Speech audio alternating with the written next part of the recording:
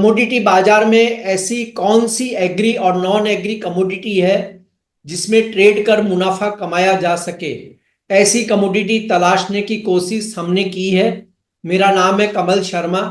हमारे साथ हैं आज पृथ्वी फिनमार्ट के कमोडिटी डायरेक्टर मनोज कुमार जैन, जो बताएंगे ऐसी चार कमोडिटी जहां ट्रेड कर मुनाफा कमाया जा सकता है। मनोज जी, आपका स्वागत है। नमस्कार कमल जी। जी धन्यवाद नमस्कार आपका मनोज सबसे जी। पहले शो में बुलाने के जी लिए। मनोज जी, आपकी पहली कमोडिटी कौन सी होगी, नॉन एग्री से या एग्री से, जहां पर ट्रेडर ध्यान दे सकता है।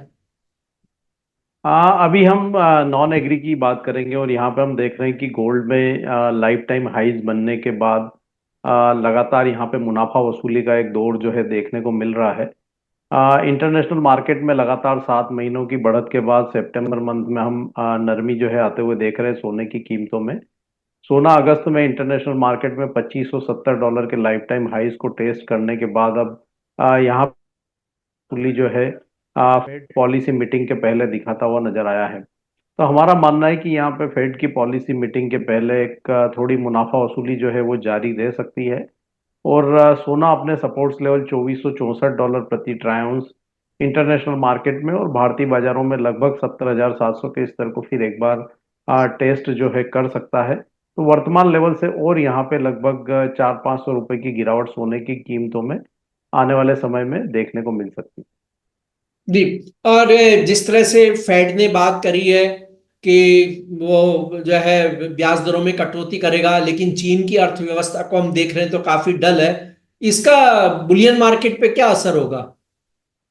आज जहां तक यूएस फेड के रेट कटौती का सवाल है तो यहाँ पे बिल्कुल मार्केट ये मान के चल रहा है कि इस बार जो यूएस फेड की पॉलिसी मीटिंग होगी वहां पे ब्याज दरों में कटौती की शुरुआत हो जाएगी और 25 बेसिस पॉइंट का रेट कट मार्केट जो है डिस्काउंट करके चल रहा है।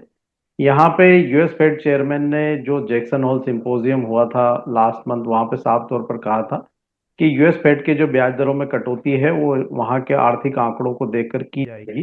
तो पहले जो अनुमान लगाया जा रहा था कि aggressive rate cut US Fed की तरफ से देखने को मिलेगा, जी वो संभावना थोड़ी कमजोर पड़ती हुई नजर आई है और इसीलिए हम देख रहे हैं कि ऊपरी लेवल से सोना और चांदी जो है मुनाफा वसूली दिखाते हुए नजर आ रहे हैं।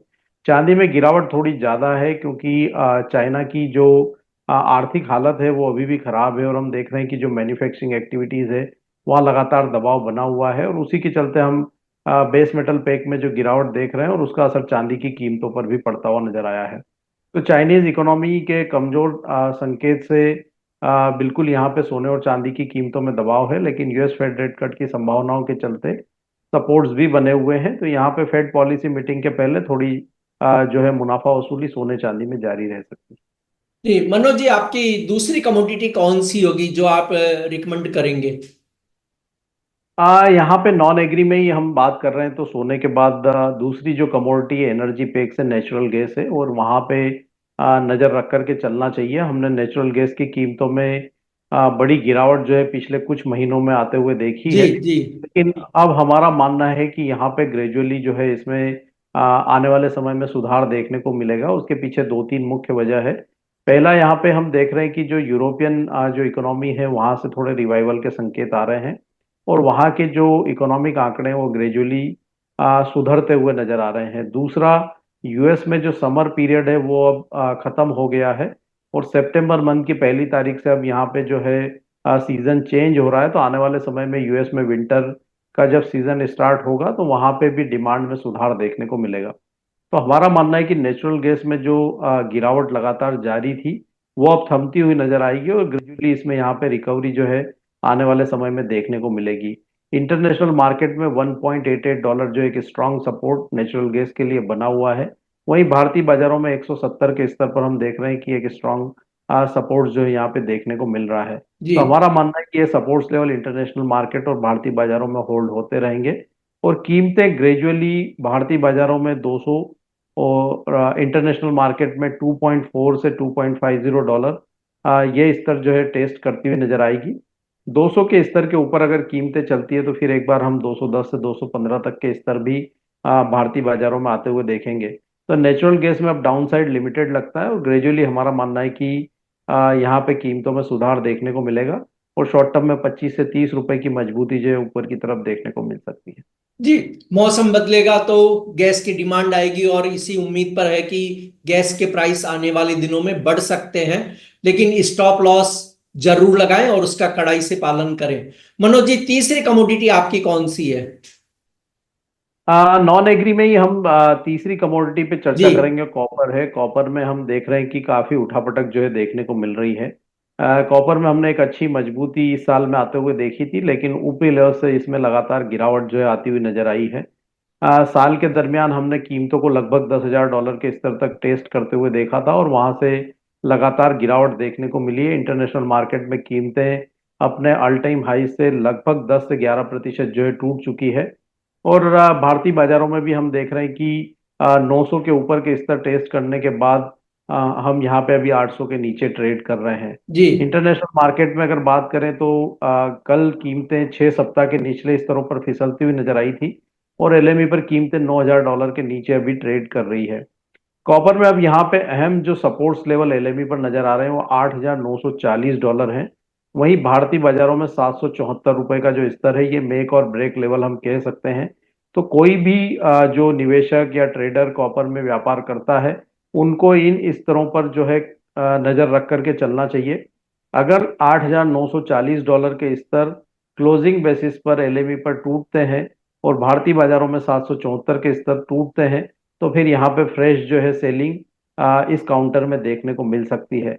वहीं अगर ये सपोर्ट्स लेवल इस सप्ताह क्लोजिंग बेसिस पर होल्ड हो जाते हैं तो हम ऊपर की तरफ फिर एक बार 250 से 300 डॉलर यानी एलएमई पर फिर एक बार $9,240 और भारतीय बाजारों में 810 तक की जो है रिकवरी देख सकते हैं।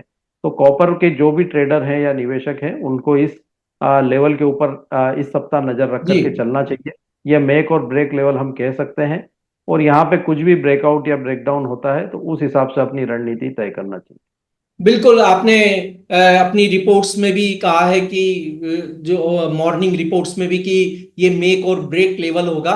तो कॉपर के सभी ट्रेडर 774 के भारतीय बाजार में लेवल को ध्यान रखें और उसी अनुसार अपनी रणनीति तय करें। मनोज जी, आपकी अंतिम कमोडिटी कौन सी रहेगी आज?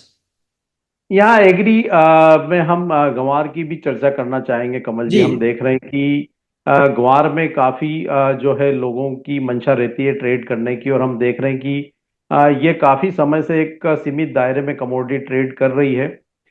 कई बार ये खबरें भी निकल कर आ रही है कि राजस्थान में जो सोइंग एरिया है वहां पे काफी ज्यादा बारिश है, उसकी वजह से क्रॉप में कुछ डैमेज देखने को मिल सकता है, लेकिन बावजूद उसके कुछ यहाँ पे कीमतों में हमने बढ़त आते हुए नहीं देखी है। तो एक बहुत ही सीमित दायरे में कमोडिटी कारोबार कर रही है और जो दायरा है यहाँ पे 5,100 से 5,450 का हम कह सकते हैं कि वो बना हुआ है काफी लंबे समय से। तो हमारा मानना है कि ग्वार में अभी भी ये दायरा जो है बना रह सकता है जब तक कोई बड़ी जो है इंटरनेशनल डिमांड या क्रॉप की तरफ से ट्रिगर नहीं आती है। तो इस दायरे में आप जो है अपनी ट्रेड की रणनीति बना सकते हैं। कहीं भी अगर 5,200 220 के रेंज में अगर ग्वार का सितंबर वायदा मिलता है तो वहां पे बाइंग इनिशिएट की जा सकती है, नीचे में 5,150 के स्टॉप लॉस से, ऊपर में 5,350 5,400 ये लक्ष्य रखे जा सकते हैं। तो सीमित दायरे में ट्रेड करने वाली कमोडिटी है, दायरे के ट्रेड का फायदा लिया जा सकता है और निचले स्तरों पर इसमें बाइंग की रणनीति जो है वो बनाई जा सकती है, लेकिन स्टॉप लॉस का पालन यहाँ पे जरूर करना चाहिए। जी, कोई भी ट्रेड हो मनोज जी, ये तो स्पष्ट है कि स्टॉप लॉस का पालन करना ही चाहिए। कई लोग हम देखते हैं कि वे कहते हैं हम स्टॉप लॉस नहीं लगाते हैं, जबकि आप जब ड्राइविंग करते हैं तो ब्रेक भी गाड़ी के सही होने चाहिए और सीट बेल्ट भी होना चाहिए। वैसे ही ट्रेड के अंदर स्टॉप लॉस काम करता है आपको बचाने का, आपकी पूंजी को बचाने का। और जिन दर्शकों को राजस्थान की गंवार फसल पर कुछ विशेष चीज देखनी हो तो कल हमने एक वीडियो पोस्ट किया था, पुखराज चोपड़ा जी से बात करी थी, वे इस वीडियो को भी देख सकते हैं। और मनोज जी ने जो लेवल्स रिकमेंड किए हैं उनके अनुसार ट्रेड करें, लेकिन ये बहुत ध्यान रखें कि स्टॉप लॉस जरूरी है। मनोज जी, आपका कोई डिस्क्लेमर? कमल जी, जो भी कमोडिटी हमने डिस्कस की है उसमें मेरी कोई पोजीशन नहीं है, लेकिन समय समय पे हमारी रिकमेंडेशन होने के चलते क्लाइंट्स की पोजीशन हो सकती है। जी, बहुत बहुत धन्यवाद, शुक्रिया मनोज जी आपका।